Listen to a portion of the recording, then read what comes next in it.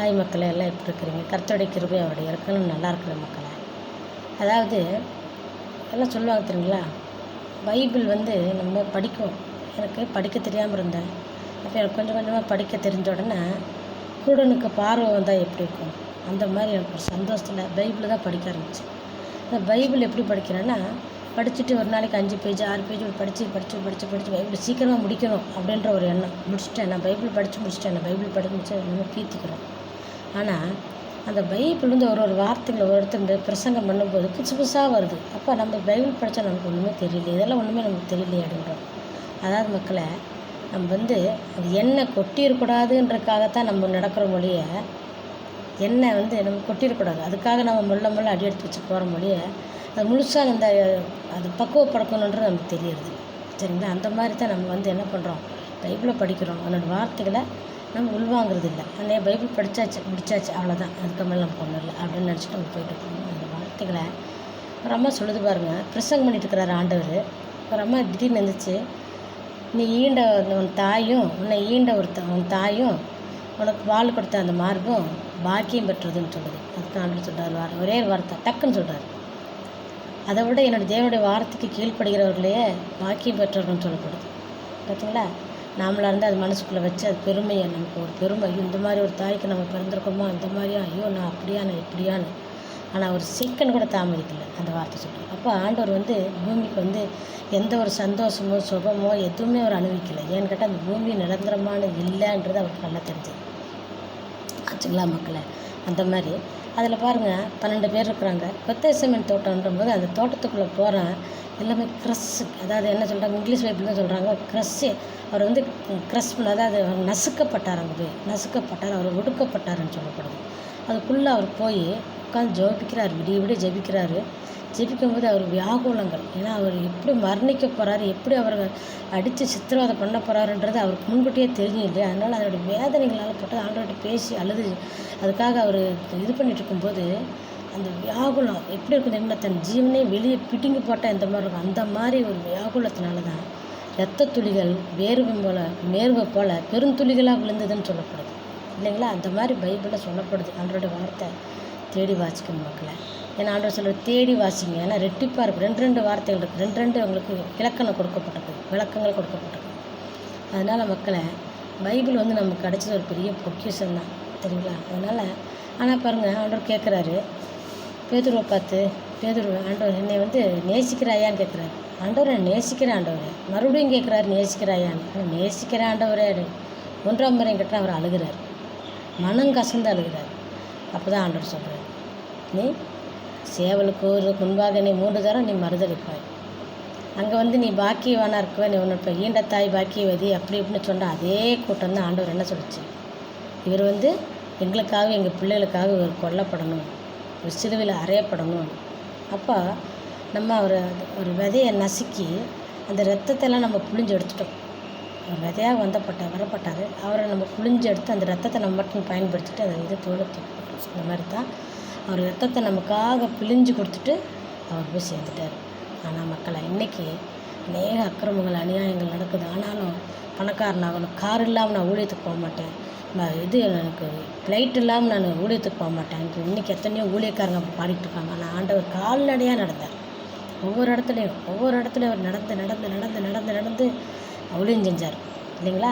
அவர் எந்த இடத்துக்குமே எனக்கு வாகனம் இல்லாமல் நான் போக மாட்டேன், வாகனம் இல்லாமல் நான் இருக்க மாட்டேன் இல்லையா? அவர் நினச்சின்னா பறந்து போயிருக்கலாம், அப்படி செய்யலை. ஜனங்களோடு நடந்து போனார் இல்லைங்களா மக்களை? அதிசயமானவர் இல்லையா?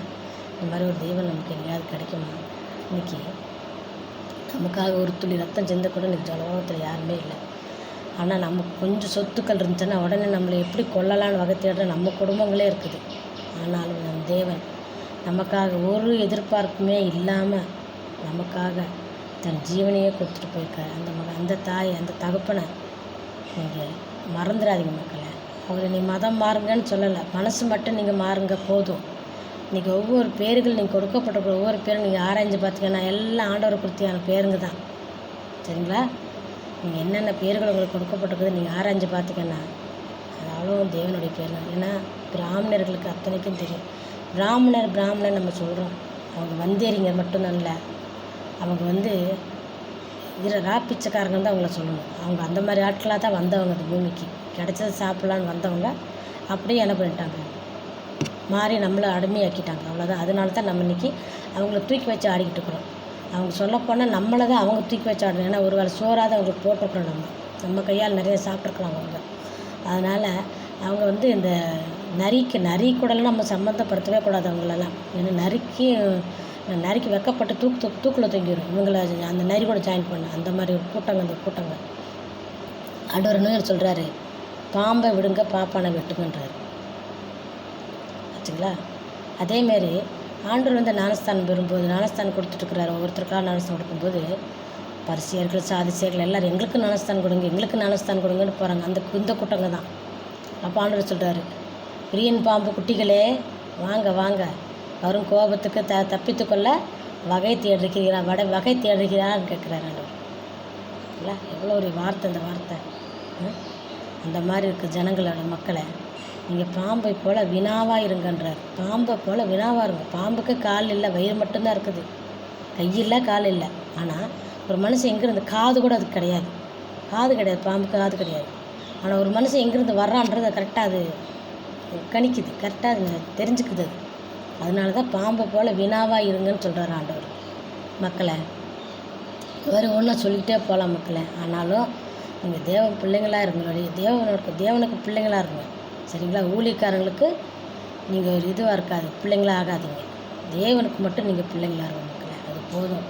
ஏன்னா நம்ம நாட்டில் தான் எத்தனையோ ஊழியக்காரங்க வந்து பரதேசிகளாக தான் அந்த பூமியில் இருந்தாங்க. எத்தனையோ கோடீஸ்வரங்களுக்கெல்லாம் அவங்க சொல்கிற ஒவ்வொரு வார்த்தையில் நிறைவேறும் போது கோடீஸ்வரன் வீட்டில் கூட அவங்க இருந்துருக்கலாம், கோடீஸ்வரனாக வாழ்ந்துருக்கலாம். ஒன்றுமே வேணான்னு காட்டுங்களையும் மலைங்களையும் திண்டுகளிலும் குன்றுகளிலும் வாழ்ந்து அவங்கள ஜீவன்களை விட்டாங்க மக்களை.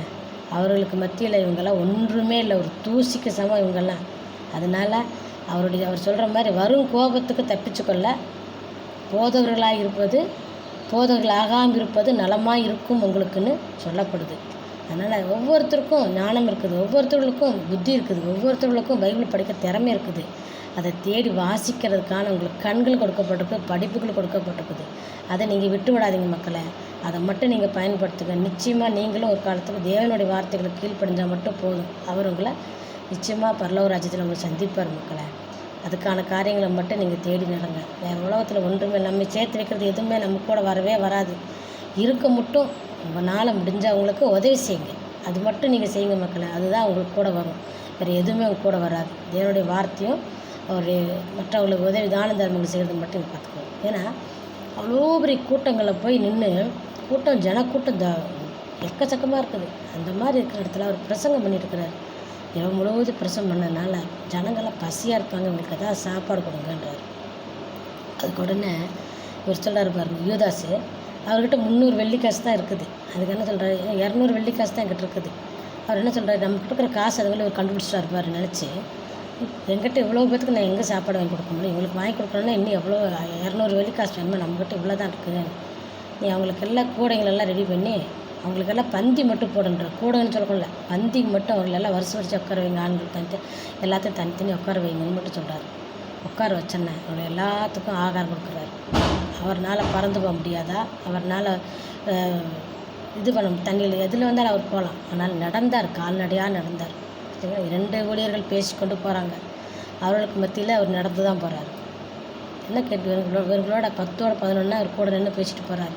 அவங்களுக்கு யாருன்னே அவங்களுக்கு தெரியல, கூட பேசிட்டு வர்றாரு. அப்படியா, இயேசு கிறிஸ்து இந்த மாதிரி இருந்தார், பூமிக்கு நல்லது செஞ்சு வந்தார், அவர் மரித்தார், அவர் உயிர்த்தெழுந்துட்டேன்னு சொல்கிறாங்கன்னு. அப்படியான்னு அவரும் கூட பேசிட்டு போகிறாரு. இதுதான் மக்கள் ஆண்டவருடையது. அவருக்கு பெருமை கிடையாது. அவர் நினச்சி என்னென்னமோ செய்யலாம். ஆனால் அவர் மாளிகையில் வாழலை, மச்சில மாளிகையில் எதுவுமே வாழலை. தாழ்மையை தரித்து கொண்டு ஏழ்மையை ஆடையாக அணிந்து தாழ்மையை அவர் தரித்து கொண்டு பெருமையை தூக்கி வீசிட்டார். அதனால் அந்த பூமியில் வாழ்ந்தார். இது மாத்திரம் நம்ம கையில் இருந்துச்சுன்னா நிச்சயமாக தேவனுடைய ராஜ்யத்துக்கு நம்மளும் தயாராகலாம் மக்களை. இது மட்டும் நீங்கள் கடைப்பிடிங்க, வேறு ஒன்றும் வேண்டாம். நம்ம உலகத்தில் நமக்கு என்ன, ஊழியக்காரங்க நகையை போடாதீங்கன்னு எல்லாத்தையுமே. ஆனால் ஊழியக்காரங்க மனைவிகளும் ரிச்சாக ஒரு புடவை கட்டி அவங்க கட்டுறது புடவைங்களாம் 10,000 ரூபா 5,000 இப்படி தான் புடவை கட்டுவாங்க. இதில் ரிச் இல்லையா? வாழ்க்கையில் ஒவ்வொன்றுத்துலையும் ஆடம்பரம்ன்ற இதில் எல்லாத்துலேயுமே ஆடம்பரம் வரக்கூடாது. கட்டுற புடவையிலேருந்து நடக்கிற நடையிலேருந்து உடையிலேருந்து நீங்கள் இருக்கிற இடத்துலேருந்து எல்லாமே என்ன பண்ணணும், தாழ்மையை குறிக்கப்படணும். நல்லா மச்சு மாளிகை நல்லா பெரிய இது கோபுரம் கட்டி நல்லா வாழ்ந்துட்டு நகையை மட்டும் போடாமல் என்ன பிரயோஜனம் மக்களை? எல்லாமே நீங்கள் போடுங்க, அணுவீங்க. எல்லாம் உங்களுக்காக கொடுக்கப்பட்டது. இவைகள் எல்லாம் உங்களுக்கு தான் கொடுக்கப்பட்டிருக்கு. நீங்கள் எடுத்து அணுவீங்கன்ட்டார் ஆண்டவர். சரிங்களா? அதனால் தேவனுடைய ராஜ்யத்தை மட்டும் தேடுங்க. மற்றது நமக்கு எதுவுமே தேவையில்லை மக்களை.